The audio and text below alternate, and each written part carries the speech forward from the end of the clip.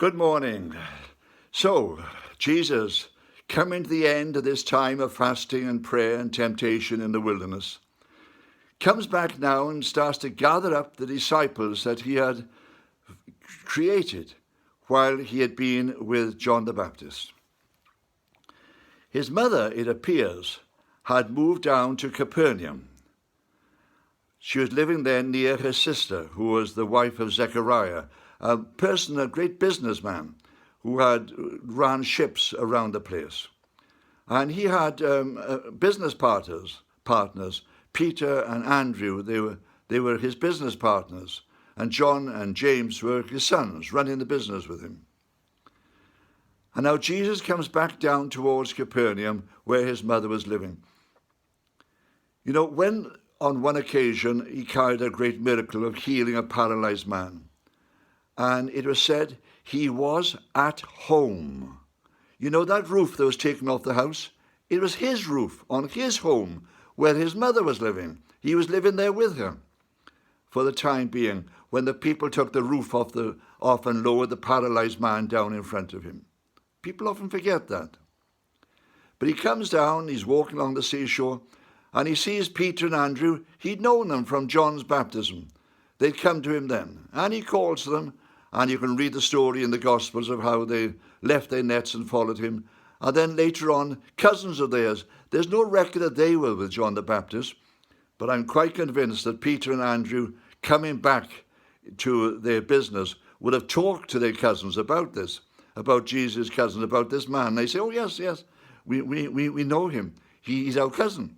He's our cousin. Yes, his mother has just moved down to Capernaum. She's living in the house up there. So suddenly, everything starts to fit together. You know, God has plans. And if he's got plans, he tends to put people into the right place. This is important. I remember in one of my parishes, we needed a certain ministry, a ministry of a treasurer. And I said to God, we need to have a good man who can look after the books, because at that moment, people were tithing their money to the church, and as a result, of course, vast amounts of money were coming back in. Another lesson for later on, that as the church learns to give away money, so money will suddenly start to come back in. God starts to work. It's part of God's plan. And large sums of money were coming back in. We were literally giving away at least about £1,000 a month to charity, at least. And I needed somebody who could look after this and minister in this way. And I said, Lord, we need a good treasurer.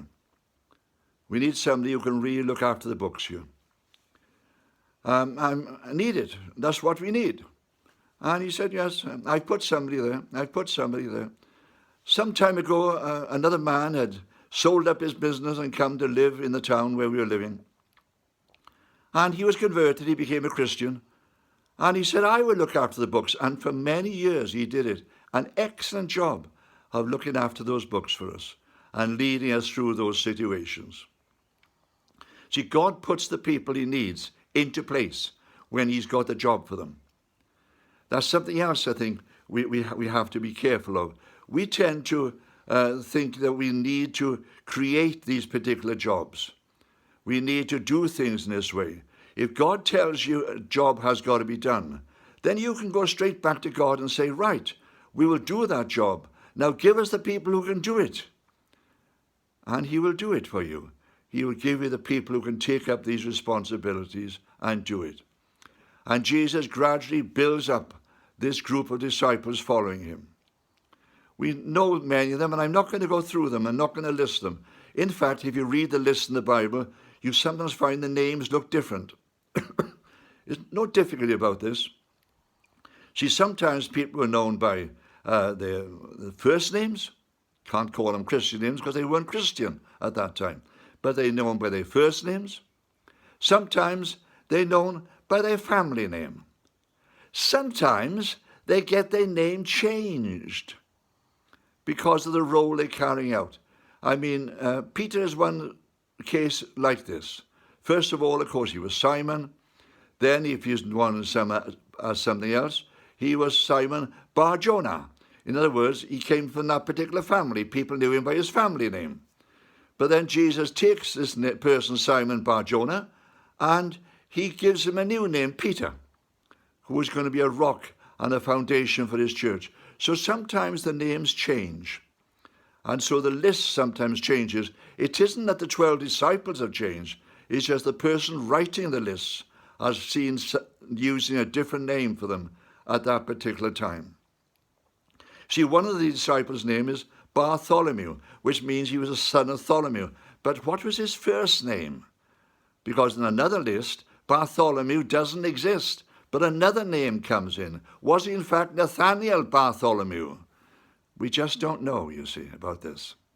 But he calls together this group of people, and he starts to teach them, starts to show them what his ministry is all about, takes them with him, lets them see the miracles, and yes, uses them as well.